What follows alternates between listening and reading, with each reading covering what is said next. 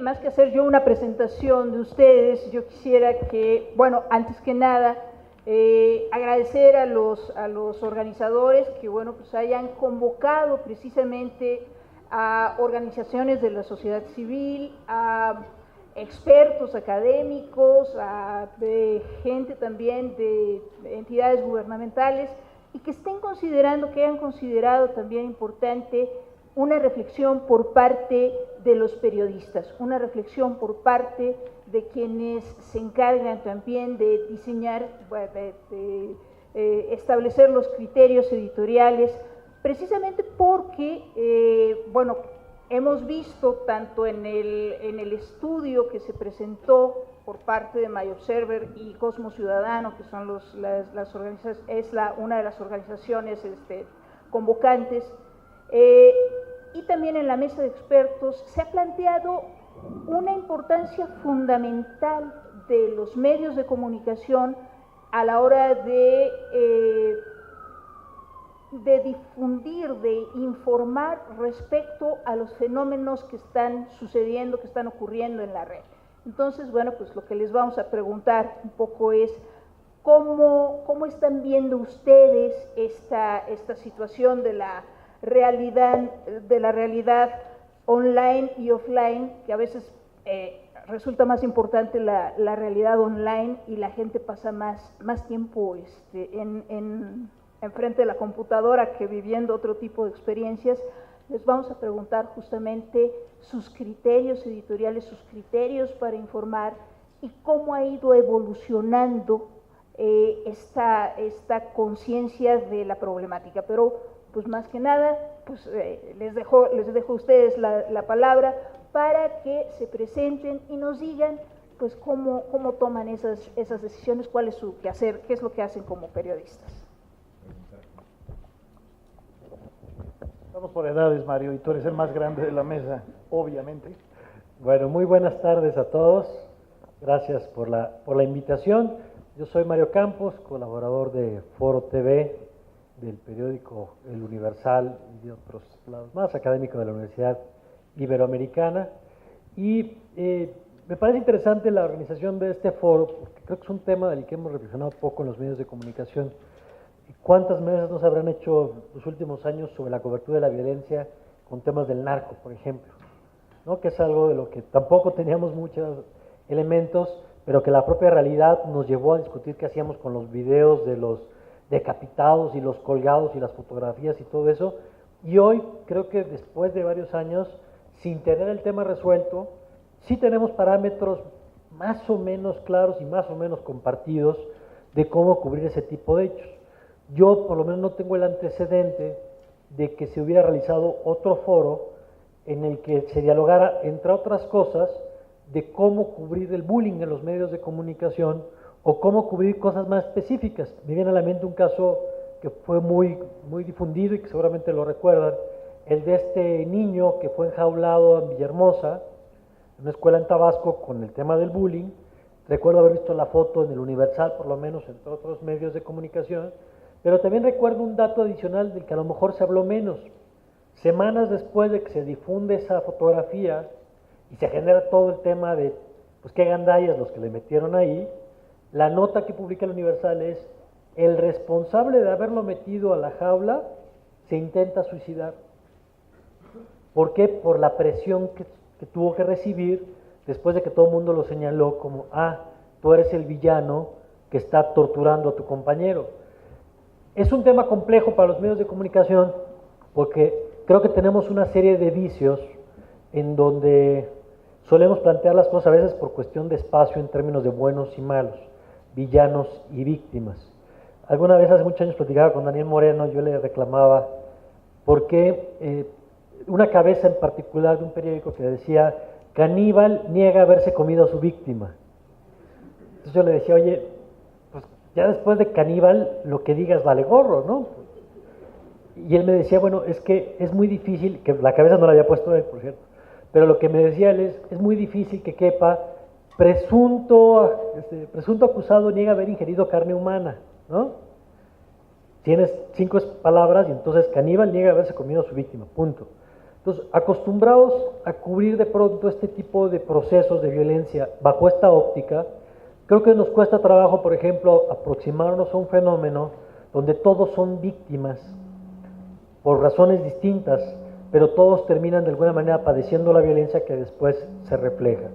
Creo, simplemente comparto inquietudes que ahora podremos platicar, que también tenemos una formación los periodistas orientada hacia la nota y no necesariamente hacia la utilidad de la información. Es decir, asumimos, y yo creo que no andamos tan perdidos, que nuestra labor no es suplir a las organizaciones de la sociedad civil, sino que es informar, en todo caso visibilizar cuando hay un problema, pero no necesariamente dar la solución a los problemas, sino que para eso hay otros actores.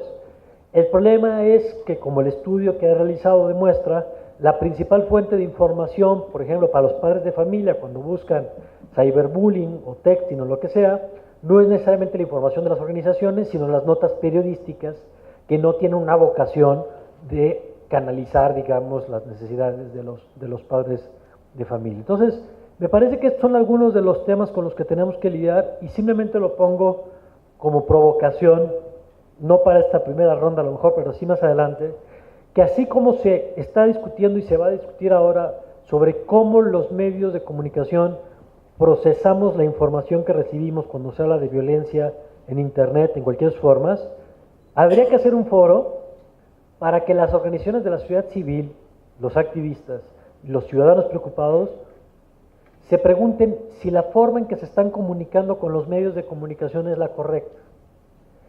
¿La correcta desde qué perspectiva? La correcta desde los códigos de los medios de comunicación. Y lo digo esto porque con mucha frecuencia, cuando platica uno con sociedad civil, nosotros somos sociedad civil también, pero con organizaciones que se dedican a combatir la trata de personas, infancia en situación de calle, lo que ustedes quieran, ustedes los villanos son los malos porque no cubren lo importante, porque prefieren destacar la declaración del político que el problema social. Sí, somos los villanos, estamos de acuerdo. Tenemos que ser mejores personas, sí, todo eso está de acuerdo. La pregunta es, en lo que nosotros aprendemos a ser mejores personas, ¿qué van a hacer las organizaciones para que sus mensajes sean más atractivos y logren permear los filtros que existen en los medios de comunicación? Porque muchas veces lo que ustedes como sociedad civil tienen que entender es que las noticias de, oye, yo quiero difundir un 01800 para una línea de apoyo, están compitiendo con otras 25 notas que a lo mejor periodísticamente son más atractivas que la línea de apoyo 01800. Entonces, sí me gustaría nada más para que no queden únicamente en un desahogo de qué malos somos los periodistas, tenemos que cambiar. Sí creo que parte de la tarea pasa por revisar cómo estamos construyendo entre todos los actores la comunicación pública sobre el tema de la violencia. Porque los medios tenemos una responsabilidad muy importante, pero no somos los únicos actores que construimos la comunicación pública sobre el tema. Están las autoridades y están las organizaciones de la sociedad civil, entre otros actores que también están influyendo en esto. Bueno, lo bueno fue que a Mario nada más le pedimos que se presentara. Entonces, pero bueno, digamos, sí está planteando una perspectiva que, bueno, lo que pasa es que hemos platicado mucho con Mario, con Luis Miguel, con Daniel.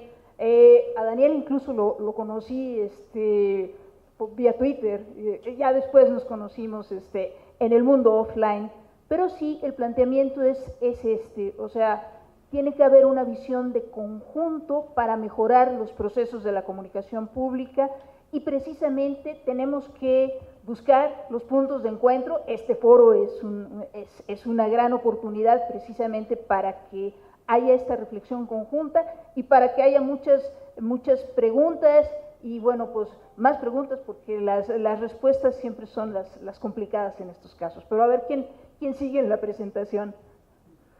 Bueno, Daniel Moreno, director de Animal Político. No, bueno. ¿No te regañó?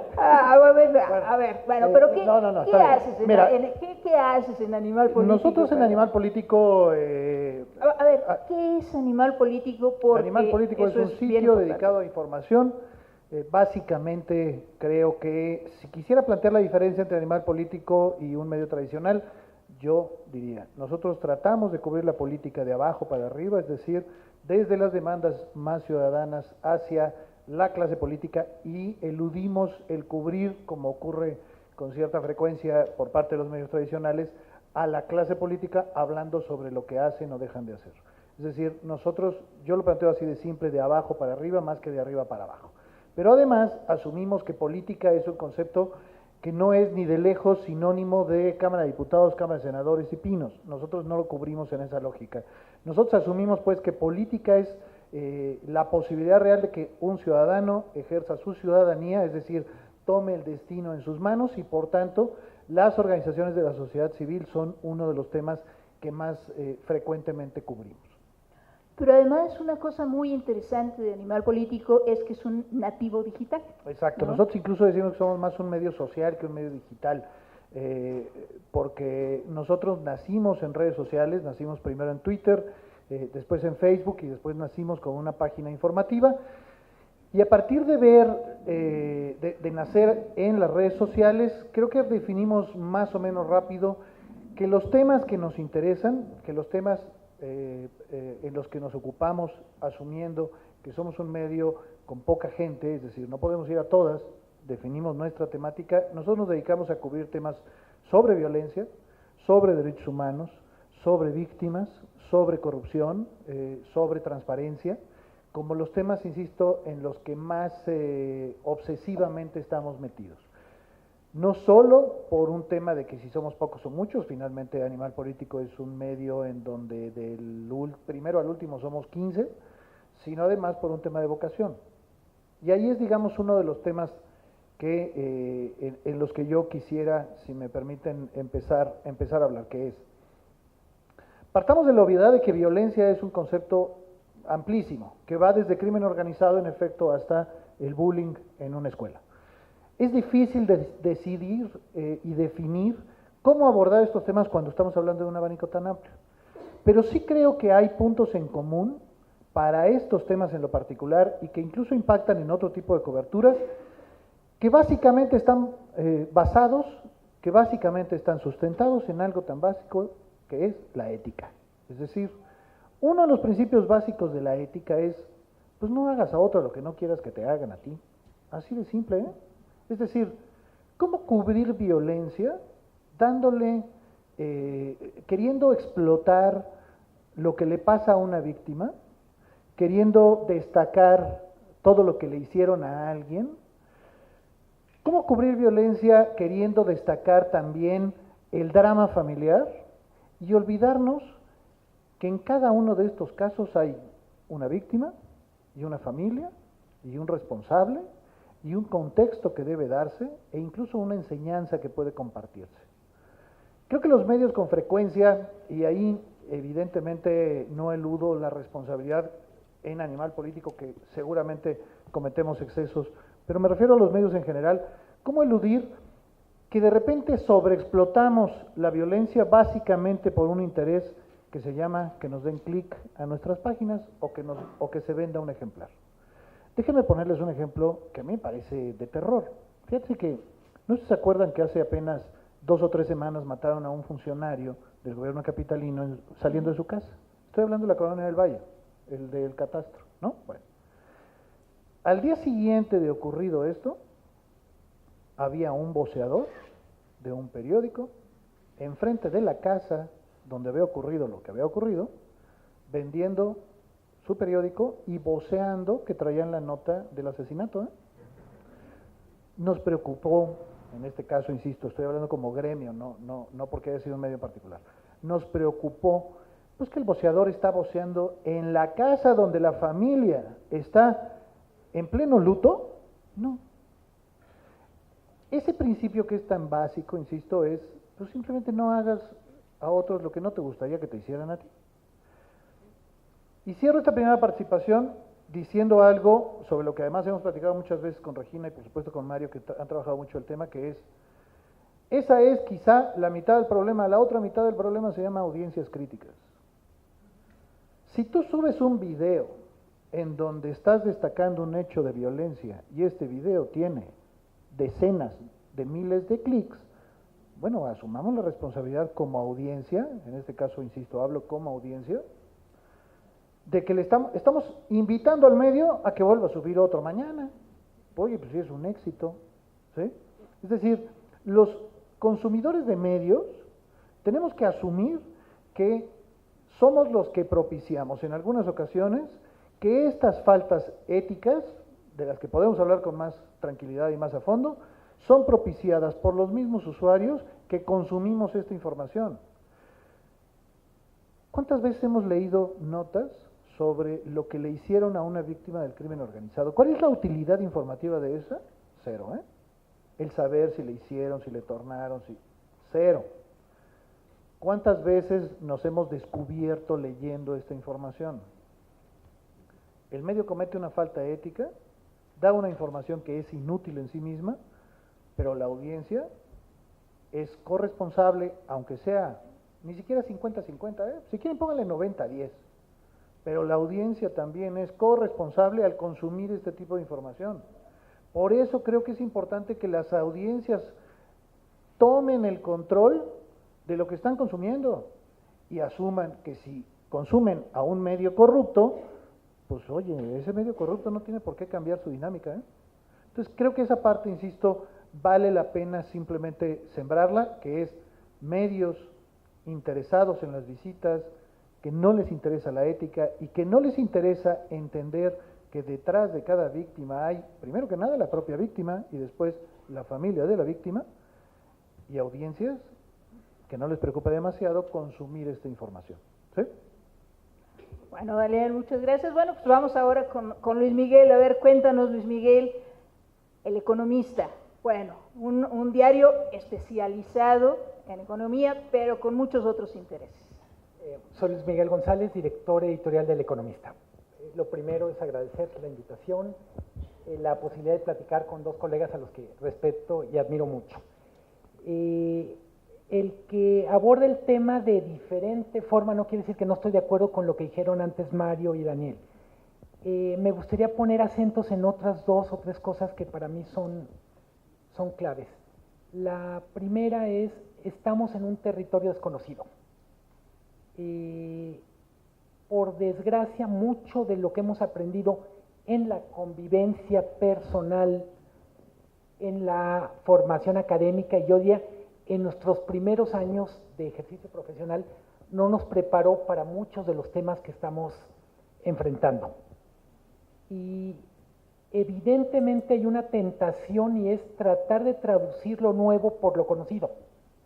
Es decir, ¿qué tanto del bullying verdaderamente es nuevo y se parece a lo que uno vivió, ahora sí, como perpetrador o como víctima en la primaria? ¿Y qué tanto es nuevo? ¿Qué tanto cambia las cosas el que algo ocurra en lo digital? A mí hay una cosa, me quedó resonando lo que decía Daniel de los medios. Lo digo en serio y en broma, los medios ya no somos lo que éramos. No basta con que decidamos no difundir algo para que esto no se difunda. Muchos de los mensajes más comunicados están haciendo bypass por los medios. No, en ese sentido no vale solo la separación entre medios tradicionales y medios nativos, sino en comunicación de persona a personas. Yo ya algunos de los fenómenos más interesantes de comunicación están ocurriendo sin periodistas profesionales. Y vamos a ponerlo en términos simples, en un país donde la informalidad amenaza todo, pues también amenaza las prácticas periodísticas. Vamos a decir que son esquemas de producción informales. Tenemos gente que por ser testigo en un momento y tener un teléfono celular puede transmitir un mensaje que puede ser potentísimo. Asumiendo que el papel de un periodista es dar perspectiva, contexto, equilibrio. Vamos a decir por un momento, los periodistas no lo hacemos, por desgracia, ni siquiera la mayoría de las veces. No damos contexto, perspectiva, ni equilibrio a la información que emitimos. Pero con frecuencia nos encontramos con información, con hechos informativos que ya son un tema de conversación al que estamos llegando tarde. Mi yo cuando me invitó Regina, le decía, para mí quizá lo más importante que tengo que aportar son preguntas. ¿Dónde estoy viendo la relación?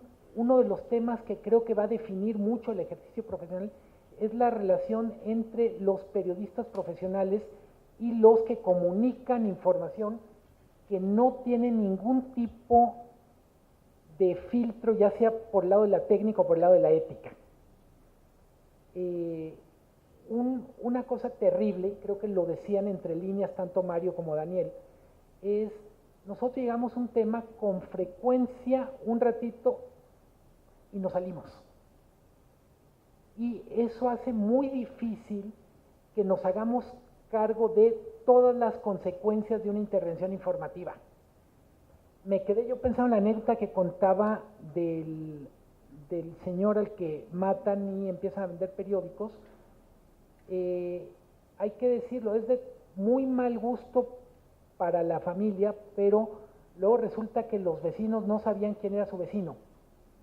Y nomás les toca ver las patrullas, las ambulancias, y no hay un mecanismo ni formal ni informal de que sepan quién vivía a 2 puertas. Vamos a decir, esto es un fenómeno también de una sociedad, un fenómeno relativamente nuevo, que por supuesto produce soluciones que son muy dolorosas, terriblemente malas, terriblemente agresivas, pero que responde a un motor, y es la gente tiene curiosidad y tiene morbo cuando se acerca a temas de violencia.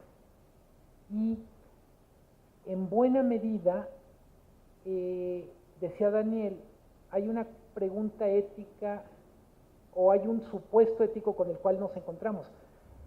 Va más allá de no voy a hacer a otros lo que no quiero que me hagan.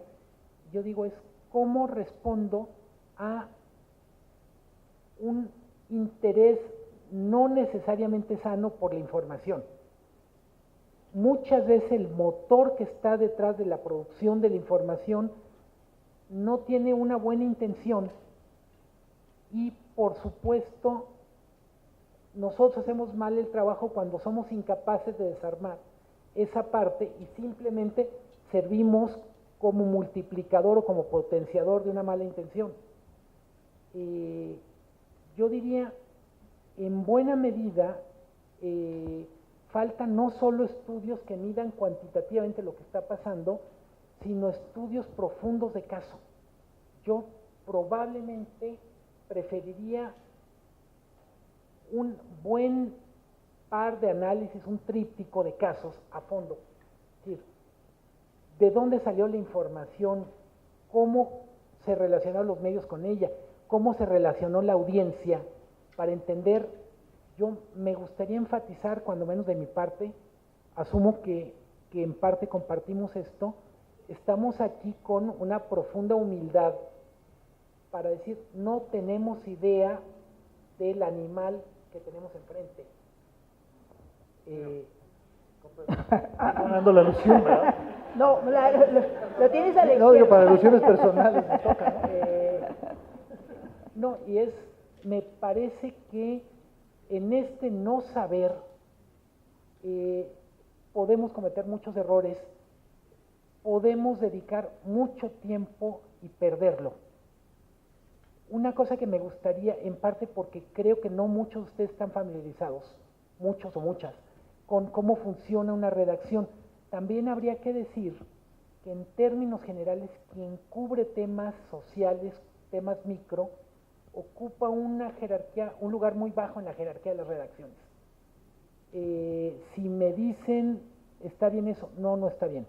Pero lo cierto es que en un medio, normalmente quien cubre al presidente, al secretario de Gobernación, al secretario de Hacienda, tiene infinitamente más capacidad de acceder al proceso de toma de decisión, tiene más control del uso que se hace de la información y yo diría tiene más contrapesos. Vamos a decir, imaginémonos 2 casos de una persona que trae una información de un caso de abuso, de violencia entre 2 niños. Hay 2 riesgos. Uno es que la información pase sin ningún filtro, porque la verdad es que a nadie le importa si el nombre salió bien, si hay un adjetivo mal puesto, si hay un dato de más. Normalmente vamos a reaccionar cuando hay alguien que pega un grito. Algunas veces tenemos suerte de tener muy buenos reporteros que hacen muy bien el trabajo de autoedición en esos temas. Pero lo cierto es que uno de los grandes temas para mí es la ausencia de contrapesos al interior de las redacciones que permitan encontrar, vamos a decir, la cuadratura a un círculo que por definición en este momento es una dificilísima incógnita para resolver. No estamos sabiendo cómo resolverlo y no es casual que cometamos tantos errores. Bueno, Luis Miguel, en esta última parte de esta intervención, pues justamente nos das la posibilidad de hacer un comercial justamente en favor de lo que también decía Daniel, la necesidad de la participación y de la formación de audiencias críticas, de que tomemos también conciencia de que las nuevas plataformas tecnológicas nos dan la posibilidad de encontrarnos a quienes están haciendo las notas y a quienes están tomando decisiones. Nos los encontramos en Twitter, nos los encontramos en Facebook, y toda esta parte, la parte maravillosa de Internet, es justamente la posibilidad de generar conversaciones, de generar una comunicación horizontal. ¿A qué me refiero con esta comunicación horizontal? A la posibilidad de interacción, a la posibilidad de que cambie esta visión que teníamos antes de una comunicación que solo se hacía por un periódico que se imprimía, y bueno, cuando mucho a lo mejor recibiría alguna carta y la publicaba, pero era mucho más complicado esta interacción con el público. En estos momentos estamos con las posibilidades de sí llamarlos a cuentas. Y bueno, no todos son evidentemente tan abiertos como Mario, Luis Miguel, Daniel, en fin, hay otros periodistas que sí también están muy abiertos a la conversación, hay otros que siguen cerrados y siguen de alguna manera en la vieja usanza de que ellos tienen todas las respuestas de cómo deben hacer su trabajo, ¿no? Entonces, bueno, pues aquí... Oye, nada más, perdóname, nada más es que quería ver a qué hora nos dejas pelearnos, porque como hay cosas con las que no estoy de acuerdo con Luis Miguel, pues digo, nada más para Adelante. no, porque me toca Mario y luego me veo feo. Luego no me invita a la tele.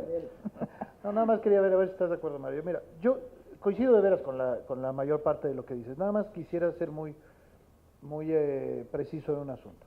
La guerra contra el narco, lo que se conoce como la guerra contra el narco, empezó en 2005, con un operativo, en ese entonces ordenado por el presidente Fox, en Michoacán. ¿Por qué menciono esto? Porque resulta que vamos a cumplir 10 años, 10 años. La guerra contra el narco, con todo lo que eso significó de niveles de violencia, de muertos, evidentemente nos explotó, igual que a todo el país, a los medios. No sabíamos cómo cubrir eso, era algo completamente inédito para nosotros. Sí, nada más que ya pasaron 10 años, o sea, 9 por lo menos. ¿Como para cuándo entonces? ¿Para cuando sea el aniversario 50? O sea, lo que me importa destacar, y es simplemente un matiz, ni siquiera es una diferencia de fondo, es, a mí me preocupa que las preguntas centrales no se hacen en los medios, que con el pretexto de los procesos de producción, que además involucran a decenas e incluso a cientos de personas, dejamos pasar cosas porque en términos reales no nos estamos haciendo las preguntas. Pongamos ejemplos. Difundir lo que dice una narcomanta, que básicamente luego dice, el diputado fulano de tal está involucrado con el cártel perengano, ¿no? En una manta que quién sabe quién puso. El difundir desde la perspectiva de los medios esa información es una falta ética aquí y en China, ¿no? Y sigue pasando. Pero no solo sigue pasando, sino que además los periodistas que con frecuencia utilizan esa información ni siquiera se hacen las preguntas. Oigan, insisto, ya pasaron 9 años. Segundo ejemplo. Bueno, y te lo pondría más complicado. No solo los periodistas lo difunden, sino los encargados de comunicación social de ciertos gobiernos. Por supuesto. Ponen los letreros para que los periodistas Segundo ejemplo es, los muertos, durante el gobierno de Felipe Calderón, la lógica fue, si alguien es muerto en un contexto que parece ser de crimen organizado, es porque algo malo estaba haciendo, ¿no? Los medios nos compramos ese discurso por años. O sea, nuestra dependencia, y subrayo mucho en hablar en primera persona del plural, porque creo que todos de alguna manera cometemos el error, unos más, otros menos, pero bueno. Nuestra dependencia de la información oficial nos hizo durante muchos años comprarnos ese discurso y olvidarnos pues que había lo que en otros países se conoce como falsos positivos, es decir, inocentes que fueron acusados de algo, había desaparecidos y sobre todo había inocentes metidos en este proceso y nosotros lo volvimos un número. Entre más escandaloso fuera el asunto de cómo murió, entonces más nota era. O las notas eran simplemente son 5, son 20, ¿no? O sea, la lógica esta de si son 20 es nota de primera, si es 1 ya es nota de la página 20, ¿no? Entonces, insisto, es solo un matiz, pero mi insistencia y mi única diferencia con Luis Miguel es, coincidiendo con todo su planteamiento, nada más lo que digo es, oigan, 9 años después podemos, los medios, seguir diciendo, es que no sé, es que el proceso de producción, no. O sea, yo creo que ya no es hora de aceptar esa explicación y de asumir que la falta ética está marcando nuestras coberturas sobre temas de violencia. No, le toca a Mario. No, es muy breve. Me parece que incluso, digo, obviamente estoy de acuerdo con Daniel, pero quiero problematizar porque creo que en parte venimos a esto. Oficialmente en el DF se empezó a hablar de guerra del narco en el 2005. En Sinaloa sale desde 1970. ¿Y por qué menciono esto? Parte del problema de la cobertura es que está muy centralizada. Parecería que hay temas que hasta que no se cubren o no llegan al Distrito Federal no existen. Lo que quiero decir es, mencionaba Mario, para ahora sí darle, el caso de un bullying en Tabasco, o nos enteramos de casos en Guadalajara, Monterrey. Lo que quiero decir es, en pocas cosas es tan terrible el papel de los medios como la distorsión que tiene que ver con la distancia geográfica. Es terrible. Mi impresión es que yo soy de Guadalajara, mucho tiempo hice periodismo local allá, y mi impresión es que cuando un tema se vuelve nacional, casi siempre se distorsiona, casi siempre alcanza un volumen en el sentido musical de la palabra que aturde y que no contribuye. En buena medida, creo que parte del asunto es, entre las preguntas que no tienen respuesta, y es cierto que no venimos aquí a poner pretextos por los procesos, es ¿qué ocurre cuando mandas a un reportero a cubrir durante 2 días un caso como lo del albergue de Zamora o cualquier otro tema? Invariablemente regresan asombrados de que haya ocurrido, pero en buena medida regresan más listos para tirar sermón que para hacerse las preguntas editoriales que se tienen que hacer, y es que la pregunta editorial más básica para mí es ¿de qué tamaño es mi ignorancia? ¿Cómo voy a hacerle frente a esto? Me parece que es clave, y en buena medida para problematizar, y ahora sí soltar el micrófono, me gustaría enfatizar, con frecuencia los medios estamos lejos del lugar donde ocurren las cosas, y esta distorsión por distancia es uno de los factores más riesgosos en la cobertura.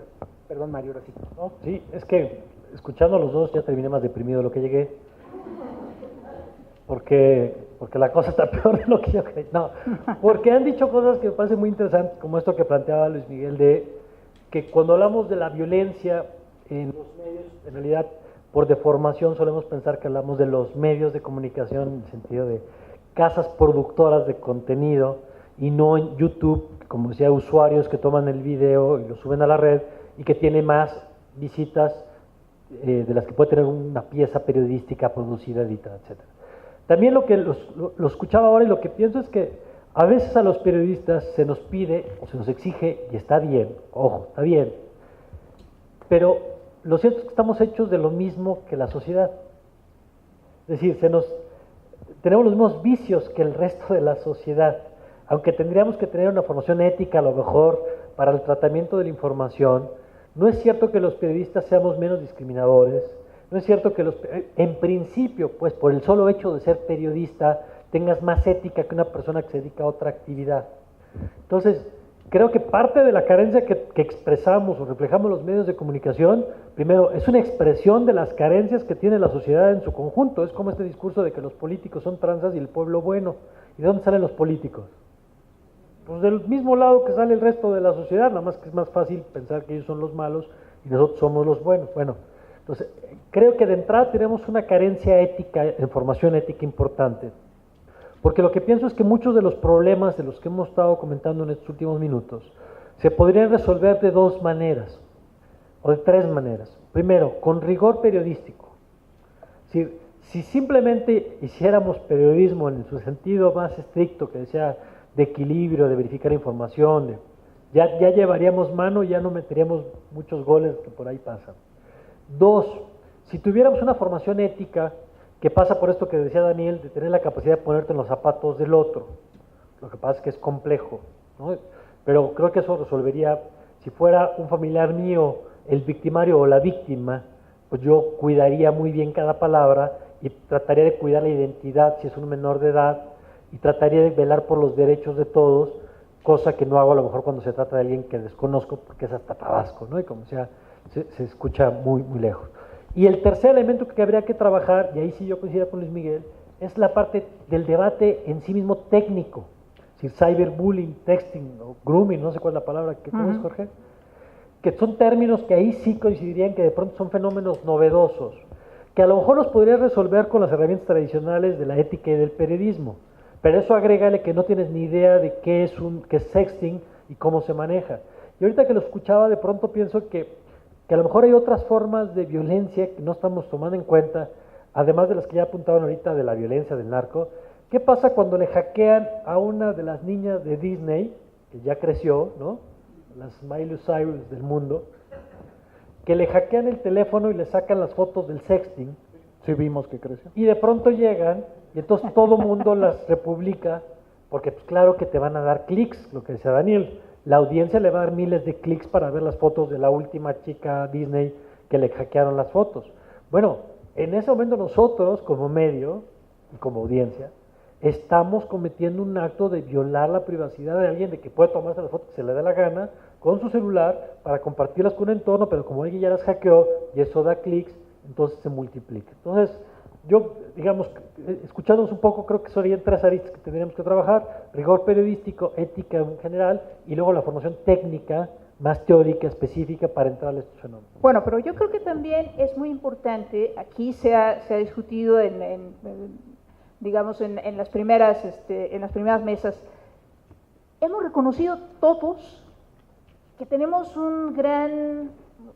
muchas más preguntas que respuestas, o sea, como usuarios de Internet, y que lo que recomiendan los expertos es bueno que haya una educación digital. Bien, creo que debe haber una educación digital también para los periodistas y tiene que haber una conciencia también de que es un mundo reporteable todo esto que está sucediendo en Internet, o sea, sí tendríamos que saber qué es el grooming, sí tendríamos que saber qué es el sexting, cómo se está haciendo. Cuando se publicaron las fotografías, bueno, pues explicar un fenómeno como trataríamos de explicar un fenómeno social que estuviera fuera del mundo online, ¿no? Entonces, hay que reportear Internet, hay que informar a estas audiencias ávidas, porque eso es lo que reportó el estudio también que se mandó a hacer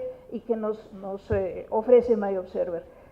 ¿qué nos señala el estudio? Nos señala que la gente entra a Internet para buscar, por ejemplo, para buscar bullying, pero entra para buscar bullying no porque tenga preguntas, muchas preguntas sobre el bullying, sino porque no sabe qué quiere decir bullying, como no sabe qué quiere decir grooming ni sexting, pero lo escuchó en alguna parte y está ávida de conocer de qué se trata.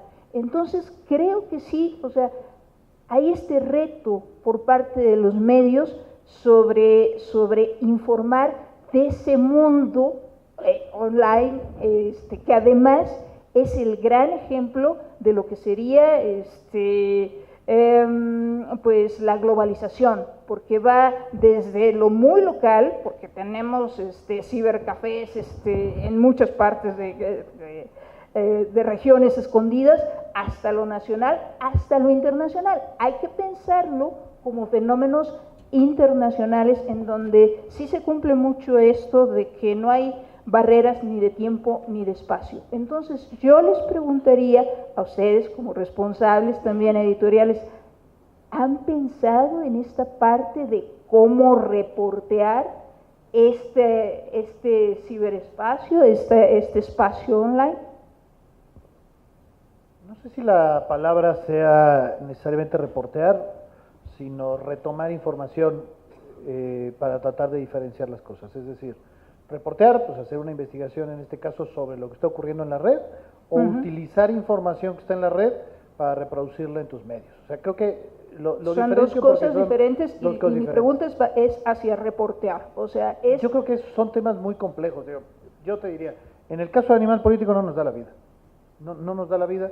No creo que podamos entrarle al tema, no somos especialistas en este tema y por tanto no me puedo hacer responsable de entrarle hasta allá, pues porque simplemente, insisto, no somos lo suficientes. Porque creo que ese es un tema en donde la importancia de familias y escuelas está por encima incluso de lo que podamos reportear. Es decir, la nota que podamos sacar de lo que está pasando en la red es menos importante que empujar la educación en familias y en casas para, en todo caso, enfrentar y ser responsables de lo que está pasando en la red, ¿no? Por eso establecía yo la diferencia. ¿A qué me refiero? Déjame tratar de ser un poquito más precisos. Yo soy un convencido de que parte de los temas que los medios nos cuesta mucho trabajo entender es algo que debería ser más o menos elemental, y lo mencionaba Mario en su primera intervención, que es utilidad. Es decir, los medios no solo consignamos información, los medios tenemos que asumir que la información que consignamos tiene que ser útil. Y útil es una palabra complicada porque útil no significa necesariamente utilidad en el sentido más práctico. Pero sí estoy convencido de que los medios tenemos que asumir, insisto, la responsabilidad de que lo que publicamos tendría que ir acompañado de información que le dé el contexto al lector con la suficiente amplitud para que pueda dimensionar el tamaño del problema y pueda entender de lo que estamos hablando. Creo que esa parte la hemos omitido con frecuencia. ¿A qué me refiero en el caso específico de Animal Político? Nosotros trabajamos siempre sobre la lógica de que el lector promedio de Animal Político tiene menos de 35 años. ¿Sí? Eso además lo tenemos medido, no es una ocurrencia. Un lector que tiene menos de 35, pues tiene una necesidad de información muy diferente que alguien mayor de 45, que es el promedio de edades de los medios tradicionales. Bueno, esto que es así de simple, nos obliga a trabajar cotidianamente la información, insisto, de manera diferente. En el mundo digital, pues esto tiene ventajas. Si nosotros trabajamos una nota que tiene que ver con bullying, pues nosotros sí tenemos la posibilidad de ponerle todos los links necesarios para que la gente pueda entender de lo que estamos hablando y pueda profundizar y además pueda hacer algo al respecto en lo que se refiere a su comunidad, a su escuela o a su familia. Tenemos esa mínima ventaja. Esa es la parte que nosotros podemos ofrecer, ¿sí? Es decir, lo que nosotros podemos trabajar siempre es cómo le hacemos para que el lector no solo conozca un hecho, sino además conozca, y no necesariamente por nuestra voz, sino con la voz de los especialistas, conozca la importancia del tema, la profundidad del tema y el cómo resolver el tema, ¿sí? Me quedé pensando muchas cosas. Empiezo por nosotros tenemos un grupo de lectores que no se define tanto por edad, sino por, yo diría, nosotros somos básicamente una especie de segundo periódico que tiene una lectoría, una audiencia relativamente homogénea en sus intereses, que son fundamentalmente economía, negocios, capacitación, oportunidades, etcétera. ¿Qué es lo que nos estamos encontrando? Que aún en este universo hay muchísima curiosidad por temas que están definiendo la época. Pues evidentemente sí es una pregunta que nos planteamos. Creo que Daniel lo decía de manera muy sucinta, pero no es que un medio diga, no hombre, eso no. O sea, es, a ver, ¿cuántos recursos tenemos? ¿Cuál caso tenemos? ¿Cómo lo hacemos? Etcétera. ¿Qué es lo que estamos encontrando nosotros? Nos interesan mucho esos temas porque nuestros lectores nos hacen preguntas. Hay veces directas a través de mecanismos formales establecidos, otras veces a través de comentarios, pero estamos encontrando, para seguir preocupando a Mario, que hay muchas cuestiones que tienen que ver, por ejemplo, con de nuestros lectores, y es cómo puede, en el caso de bullying escolar, cómo puede afectar el desarrollo profesional de las personas que participaron. Es decir, el tener un expediente como víctima o como agresor, cómo te cambia la vida una vez que entras a trabajar, etcétera. Por ejemplo, ¿qué está pasando con soluciones tecnológicas a esto? ¿Qué está pasando con la parte institucional? Que literalmente, y es una pregunta que en el periódico nos hacemos mucho, empezamos con temas económicos, pero lo extendemos a casi cualquier cosa, y es ¿cuál es el papel del gobierno? ¿Cuál es el papel de la sociedad? ¿Qué cosas se resuelven por vías de mercado? O sea, dicho de otra manera, ¿qué tanto de este control al bullying va a terminar en el mediano plazo configurando escuelas que garanticen que tienen los mejores controles del bullying? Y eso va a dar una ventaja, como ahora da ventaja dar clases de inglés, computación, etcétera. Okay. Entonces, mi preocupación, cuando menos editorialmente, es, doy por hecho que no son temas que llegaron y se van a ir, no son una moda. Estamos frente a probablemente problemas que se están etiquetando de diferente forma, pero que afortunadamente como sociedad estamos empezando a plantear de otro modo. Lo decía Daniel en el caso de Animal Político, pero yo creo que a todos nos pasa. Los periódicos entendemos que una parte de nuestra crisis llegó por estar viendo demasiado lo macro y muy poco lo micro. Y por micro no quiero decir lo pequeño, sino lo que ocurre en una dimensión cotidiana, tangible para la mayoría de nuestros lectores. El universo de la política, de las grandes decisiones, no le pasa casi a nadie. Y a todo mundo le pasan todos los días pequeños encuentros o grandes encuentros, encontronazos con esta parte de lo micro. Déjame agregar algo a esto que dices. ¿Por qué también creo que a los medios se nos dificulta de pronto entrarle a estos temas? Porque en los otros asuntos de la agenda informativa ya están más maduros, y por maduros hablo no solamente desde los términos y la comprensión, sino la cantidad de actores. Es decir, si yo quiero hacer una entrevista sobre violencia, drogas, combate a las adicciones, sé perfectamente a quién hablarle. Si me dice ahorita, dame 5 expertos en bullying en México, o en derecho al olvido, en cómo limpiar mi imagen si alguien está afectando con una fotografía que puso en redes sociales, hay 5 personas a lo mejor que le agarran más o menos la onda. Bueno, aquí ya tienes una, entre los participantes Sí, en el foro ya tienes más. Pero tiene que ver con esto que yo decía hace rato, es decir, yo no ubico que haya organizaciones, porque el tema tampoco estaba sobre la mesa. Así como cuando se pone el tema van saliendo los expertos y entonces vas enriqueciendo tu directorio y después ya sabes a quién acudir cuando necesitas a alguien del tema. Pero creo que muchos de estos asuntos no han tenido como voceros que los visibilicen, porque aunque es cierto que muchos hemos tenido contacto, a lo mejor en tu vida personal, pues no hay sociedad civil visible, insisto, no porque no existan, sino visible, que esté hablando con artículos, con entrevistas, con estas cosas del tema que nos permita a los medios también tener una mejor comprensión. Bueno, pero ya platicamos nosotros mucho, entonces creo que ya es el momento de darle la palabra pues a nuestros... Exactamente. Bueno, algunas preguntas, me imagino que hay muchas preguntas, entonces vamos a empezar. ¿Damos un micro? Claro, el mío, ¿no? Debería ser el micro de Luis Miguel porque es el que más ha hablado, ¿eh?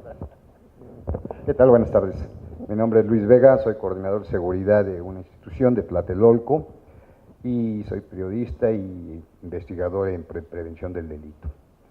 Me llama mucho la atención porque los medios de comunicación siempre han utilizado en el momento preciso la noticia. Lo que comentaba ahorita Mario en relación a las circunstancias que se han presentado en el caso que comentó, lo que decía Luis y lo que decía Daniel. Pero lo más curioso es que ninguno de ustedes ha mencionado lo más importante que para nosotros es una de las bases de nuestro foro, que es la prevención. O sea, desgraciadamente en los medios no se da, porque siempre se busca la noticia, y nos vamos a la noticia. Casos concretos, compañeros tuyos, como Amado Sueta, se van a la noticia, a la nocita. Pero eso desgraciadamente no hay prevención, y eso desgraciadamente los medios de comunicación no lo tenemos. Nos vamos al punto clave. No podemos poner un poquito de nuestra parte para prevenirlo. Es básico lo que decía Luis Miguel. Si todos pusiéramos de nuestra parte, desde editores, compañeros, el mismo reportero, el mismo camarógrafo, el mismo fotógrafo, el mismo periodista, todos se pusieran a ver y dieran la base, yo creo que se podría agilizar e implementar más la prevención. A ver, me voy a inmolar por el gremio. Me defienden. Va, a ver. Hablar de prevención es matapasiones. Es decir, la nota no puede ser, potencialmente puede haber un niño muerto en Tamaulipas. La nota se murió un niño en Tamaulipas porque lo aventaron contra la pared. Entonces, es muy complicado. Es decir, entiendo lo que dice perfectamente, es por qué en los medios no se están fomentando mensajes para evitar que se presenten situaciones y en lugar de prevenir, solamente hablan cuando ya ocurrió la tragedia. Entiendo el punto, pero también entiendo que la no noticia es mucho más difícil de colocar cuando tienes 25 cosas que sí ya pasaron y que el espacio que tenemos los medios de comunicación es muy limitado. No quiero decir con esto que estemos libres de reproche, ¿no? Pero sí quiero conectar con lo que yo decía en mi primera intervención. Las organizaciones también tienen que buscar la manera, sin quitar la responsabilidad de los medios, de comunicar esos mensajes que pueden ser preventivos para que entren en la lógica del medio de comunicación y también se hable de los temas, porque si no es muy difícil en una agenda, insisto, tan cargada y con espacios limitados, hablar de lo que no ha pasado. Yo nomás les decía, nada más para terminar, rápidamente. Se los comentaba por el caso curioso que todos estamos enterados, toda la audiencia, todos ustedes. El suceso que pasó en Tlatelolco. Yo hago mucha referencia a eso porque gracias al Internet se conoció. Hubo violencia por medio de Internet. Se siguió durante un año por medio de las redes. Y la solución fue por medio de la red, de Internet. O sea, eso es lo más curioso. ¿Qué es lo que está demostrando? Que la prevención en la misma Internet evita que se dé la violencia. Eso es todo. Tiene razón. Solo añadiría lo que plantea Mario, que siempre es importante diferenciar entre medios de información y medios de comunicación, ¿sí? La diferencia no es un detalle menor, y lo digo porque con frecuencia a los medios de información, los que nos dedicamos a dar noticias, se le pide peras al olmo, es decir, Animal Político, así como el economista, nos dedicamos a informar sobre cosas que están pasando. Tratamos de explicarlas, tratamos de darles contexto, tratamos de abrirle el espacio a gente que pueda dar su opinión sobre el asunto, e incluso abrimos los espacios para tratar de que hable gente que puede ayudar a prevenir que se repitan otros, ¿sí? Pero nos es muy difícil dedicarnos a la prevención, porque somos medios de información, ¿sí? Por eso menciono la diferencia. Si tú me dices, oye, es que yo creo que en el programa de la mañana de Televisa, no el de Loret, sino el que le sigue, debería de apoyarse que se dé más información sobre cómo prevenir hechos de violencia, te la compro, ¿eh? O sea, tienes razón. O sea, yo sí creo que un medio de comunicación tiene una utilidad social y que esa utilidad social es, entre otras cosas, abrir las puertas a este tipo de cosas. Entonces, por eso hago la diferencia, porque creo que hay espacio para lo que estás diciendo. Estoy completamente convencido de que tenemos que hacerlo, pero también creo que hay espacios para eso y que esos espacios es donde creo que tenemos que presionar cada vez más para que se abran las puertas para la prevención. Pedirle en este caso al economista o a mí, que nos dediquemos a eso, podemos dedicarnos, pero no podemos solo dedicarnos a eso, y ni siquiera, no sé si estás de acuerdo, Luis Miguel, pero ni siquiera podemos hacer nuestro tema más importante, porque la vocación del medio es distinta. No digo ni que sea mejor, ni que sea peor, simplemente es distinta. Por eso nada más pido que diferenciemos una cosa de otra, ¿no? A mí me parece que es fundamental lo que dices tú, y cae en una especie de categoría que a los medios nos cae mal porque casi siempre la procesamos como publicidad disfrazada, que es responsabilidad social. Creo que ahí entra en esta categoría es parte de la responsabilidad social de los periódicos o de los medios. Yo añadiría un tema que seguramente nos haría pocos amigos a los medios en el grupo de gente a la que le importa el tema. Creo que parte de lo que tendríamos que reportear es la cantidad de simulación que hay en estrategias públicas de prevención.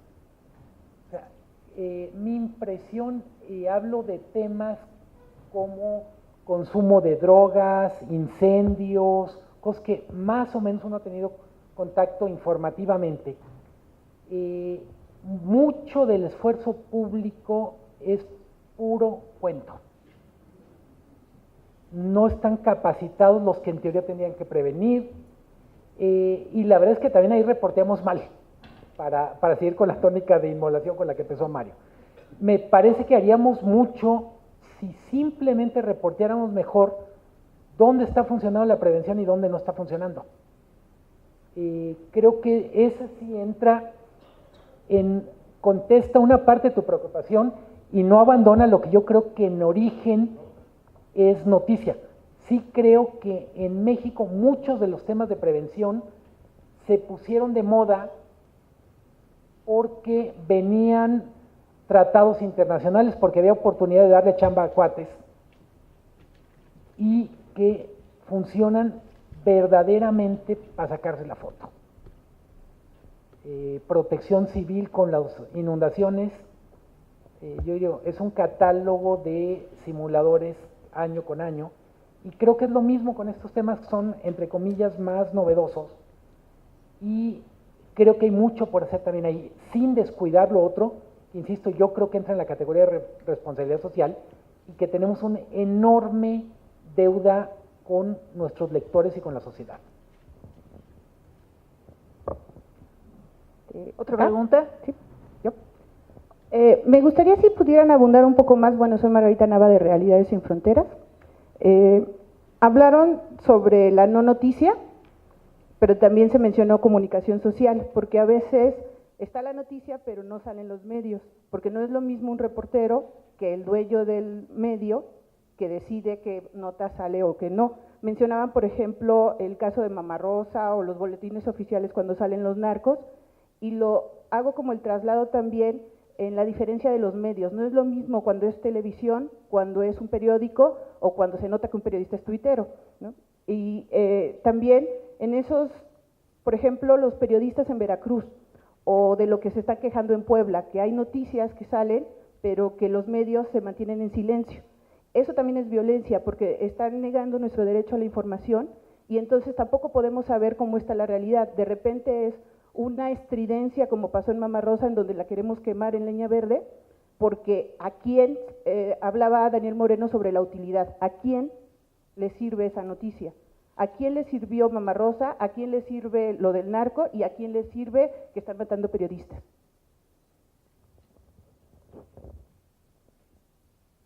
¿Nos echamos varios o...? Perdón, es que no, como tú mandes. ¿Tú mandas? ¿Sí? O sea, creo que en este es más o menos, vamos a tener consenso, pues estás totalmente en lo cierto. Es decir, a todos los problemas que podemos dedicarle este y muchos más foros sobre cómo abordamos los medios, la violencia y demás, se suma un hecho macro que es libertad de expresión y derecho a la información. Es decir, uno de los problemas sin duda más importantes que habría que abordar, y por eso subrayo que tienes toda la razón, es que hoy por hoy la libertad de expresión en México está en peligro, tiene problemas reales, tiene problemas vinculados con gobiernos federal, con gobiernos estatales, con crimen organizado, y eso evidentemente impacta en el derecho a la información. Creo pues que a nivel nacional y de manera muy destacada a niveles estatales, el derecho a la información es un derecho negado a los ciudadanos gracias a las presiones de los gobiernos federal o estatales o gracias a las presiones del crimen organizado. Podríamos poner ejemplos y ejemplos y ejemplos. Antes de empezar la mesa lo platicábamos nosotros tres de manera informal. Sí creo pues, sí creemos, no sé si estoy siendo justo en hablar por los tres, pero sí creemos que estos dos elementos son, deberían de ser pues un motivo de preocupación para todos. Terminaría simplemente diciendo, cuando de repente un periodista es asesinado, yo con frecuencia recibo tweets, y no dudo que tú también, Mario, Luis Miguel no, porque vive en 1982 y no tiene cuenta de Twitter, pero bueno, pero Mario y yo sí, alguien nos dice, ¿por qué hacen tanto escándalo por la muerte de un periodista si la muerte de cualquier persona debería de asustarnos y preocuparnos? Pues claro que sí, si no estamos diciendo que un periodista sea en sentido estricto más importante que otra persona, solamente estamos diciendo que la muerte de un periodista afecta no solo al periodista, no solo a la familia, sino nos pega a todos en un tema fundamental que se llama derecho a la información. ¿Sí? Por eso destacamos el asunto, porque creemos que el costo social de reprimir, golpear o matar a periodistas es, en ese sentido, pues no diría si más importante, pero por lo menos es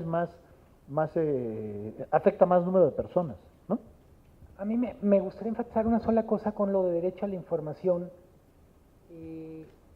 Los medios sociales, entre ellos Twitter, resuelve el tema de que la gente se entera, pero la intervención de medios profesionales, de periodistas profesionales, en teoría lleva la discusión a otro nivel. En buena medida, y creo que tienes muchísima razón, gracias a Internet, gracias a Twitter, vamos a decir, gracias a formas alternas de comunicación, sabemos que están matando periodistas en Tamaulipas, Veracruz, y hoy en muchas partes del país. Pero el que tengamos información incompleta no hace sino enfatizar lo dramático que es el que no se involucren los medios a través de estrategias profesionales de producción de información. No basta con saber que mataron a alguien. México todavía en la lista de periodistas muertos no distingue con claridad, en parte por pudor, en parte por protección gremial, periodistas muertos haciendo su trabajo, periodistas muertos porque trabajaban para el narco y básicamente tuvieron vamos a decir, problema de línea de mando, y no están claros muchos de los asesinatos, en buena medida porque a nadie le interesa esclarecerlos. Creo otra vez, cuando la información es incompleta, como ocurre con muchísima frecuencia en redes sociales, se echa de menos el tema de intervención profesional para esclarecer, insisto, que es contexto, perspectiva, equilibrio a la información. Y sí creo que en ese sentido, mucho de la información que está circulando en algunos temas, por la forma en que circula, lo único que está haciendo es exacerbar el nerviosismo, el dolor, digamos, genera mucho más la sensación de que estamos frente a una mancha negra, sin saber qué contornos tiene y cuál es el tamaño del peligro, las formas. Me parece que es importante en eso. Yo no creo que en eso haya un sustituto del trabajo profesional de los medios, para bien y para mal, y con los medios que tenemos vamos a tener que salir adelante o hundirnos. Bueno, ya tenemos un poquito el tiempo encima, pero tú tenías también... Rápido, primero desmentir a Daniel Moreno, porque no es cierto que Luis Miguel no está en Twitter, nada más que no ha salido del closet. Por ahí me dijeron que sí está, nada más hay que encontrarlo entre los 500 millones de usuarios. Pues sí, ¿Quién sabe con qué nombre esté dado de alta? Seguramente es extuitero y por eso no quiero. Pero un día de estos lograremos que deje de ser un huevito por ahí y entonces ya ponga su foco en todo. Pero bueno, ¿qué tal la mirada de odio que me está echando? Pero bueno, sobre el tema de las no noticias, no tengo nada que agregar a lo que han dicho, salvo reconocer que si hay un medio que además ha hablado de las agresiones a periodistas, ha sido Animal Político, y Daniel creo que ha hecho una labor en radio y en la página de difusión constante de este tema, y bueno, creo que hay que reconocerlo también. Y lo que diría nada más de los temas de Mamarrosa y esto, a ver, yo creo que a veces en el desprestigio de los medios, que lo tenemos también, existe como esta idea de que a los medios se les habla todo el tiempo para decirles qué decir y qué no decir, y cuándo inflar la nota y cuándo suprimirla. Y claro, no es que no exista relación con los actores, gobiernos, empresas, en el sentido de qué se publica, cómo se publica, hay reacciones a lo que se publica, por supuesto. Pero yo les puedo asegurar que nadie le tuvo que hablar a ningún medio para decir, oye, Mamarrosa, ponlo en portada. ¿Por qué? Porque eran 600 personas encerradas en una casa, en unas condiciones donde había niños, donde había bebés, donde había... Eso era nota aquí en China. Es decir, lo que quiero decir, por eso el tema de las no notas, es que el reto, otra vez para las organizaciones, es asumir que estás compitiendo contra la nota del narco, la nota de Mamarrosa, la nota de la reforma energética, y no es que los medios necesariamente estemos subordinados a una agenda secreta o del gobierno, sino que son procesadas en función de lo que determina el valor noticioso de la información. Y el valor noticioso no nada más es lo que socialmente es importante, sino lo que se sale de la norma, lo excepcional. Es decir, en la medida en que las audiencias y las organizaciones conozcan mejor los criterios con los que los medios procesamos la información, la comunicación social, entendida desde la sociedad civil, será mucho más efectiva, y por eso yo insisto otra vez en ese punto. Bueno, pues nada más ya, bueno, una última reflexión, digamos, sobre lo que les ha dejado este intercambio aquí en el foro, pues rápidamente, porque ya tenemos un poquito el tiempo encima. Que viene Meshulam, que va a hablar de las 2 de la tarde a las 10 de la noche, ¿no? Que por cierto vale mucho la pena que se queden, porque Mauricio es muy bueno para el tema de violencia y medios. Yo solamente quisiera cerrar diciendo, los medios somos principiantes en la cobertura de todas estas cosas, porque en términos reales y sobre todo pensado de manera centralizada, estamos preparando apenas a periodistas a cubrir estos temas. No es un tema sencillo y aún así merecemos todos los juicios críticos que quieran.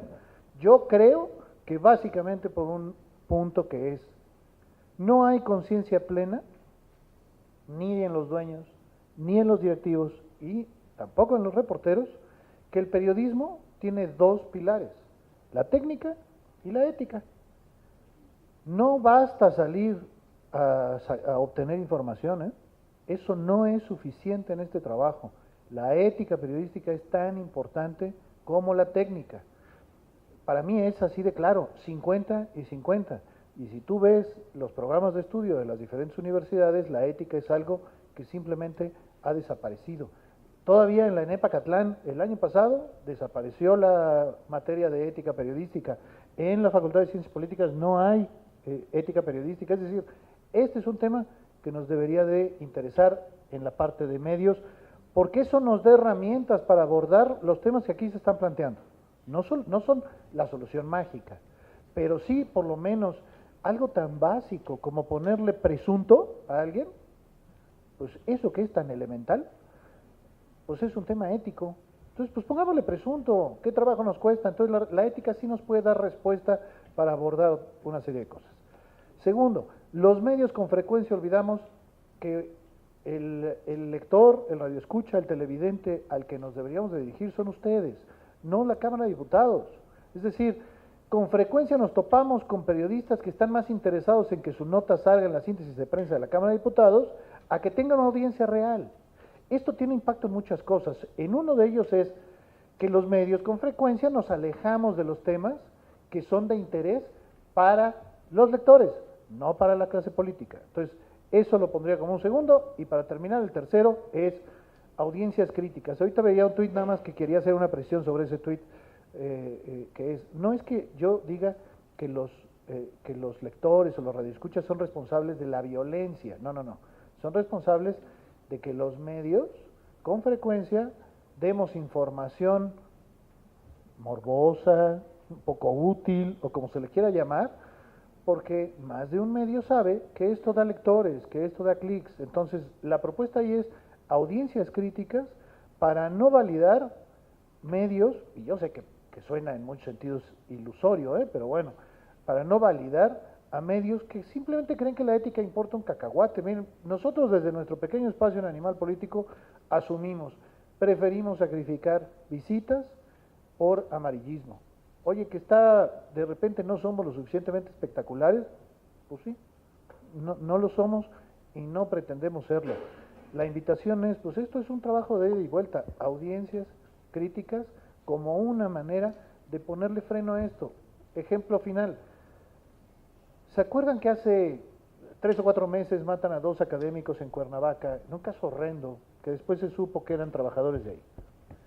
¿Cómo se explican que la nota más leída de 3 de los principales periódicos era la narración de uno de los asesinos de cómo mataron a la pareja? ¿Cuál es la utilidad social de eso? No tengo ni idea. ¿Por qué se publica esa nota? No tengo ni idea. ¿Qué aporta del asunto eso? No tengo ni idea. Nosotros, insisto, nuestro pequeño espacio en Animal Político, nos negamos a publicar esa nota. ¿Por qué la vamos a publicar? Pues sí, nada más que es la nota más leída de 3 de los principales medios, ¿eh? Entonces es un asunto de corresponsabilidades, ¿sí? Luis Miguel. Muy breve. No vivo en 1982, no. El tema es la separación entre producción y consumo de noticias se diluyó bastante. En ese sentido, ratificar uno de los puntos que planteaba ahorita Daniel, de si hay una corresponsabilidad de audiencias y medios, yo no lo plantearía, si la gente quiere leer la confesión del asesino, órale. Lo que para mí es importante es, no se agota el proceso ahí. Hay muchas facetas en las que la audiencia puede contribuir a ser mejores medios. Desde dar tips de información, cuando es experto en algún tema, ponerse en contacto. Me queda claro que en este tema hay un asunto de desconfianza que tenemos que vencer.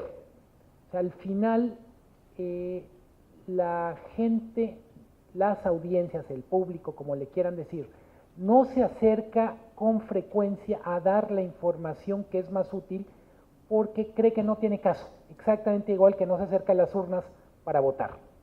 Evidentemente, un mejor periodismo requiere que la audiencia sea de mejor calidad, que las fuentes sean de mejor calidad y que en suma entendamos que la producción de buena información no depende solo de los periodistas.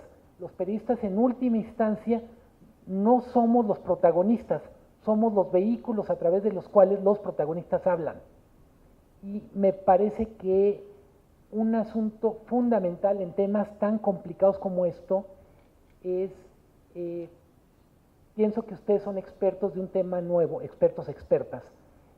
Por favor, acérquense a nosotros, les sorprenderá la cantidad de medios que están dispuestos a trabajar en proyectos con este u otros temas nuevos.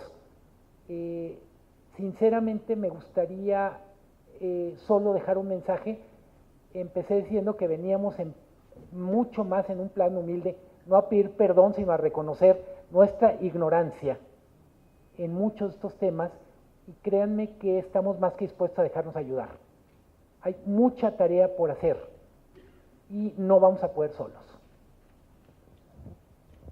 Pues mira, la verdad es que siempre es un poco matapasiones decir lo mismo que mis compañeros, pero en este caso creo que lo que han dicho coincido totalmente.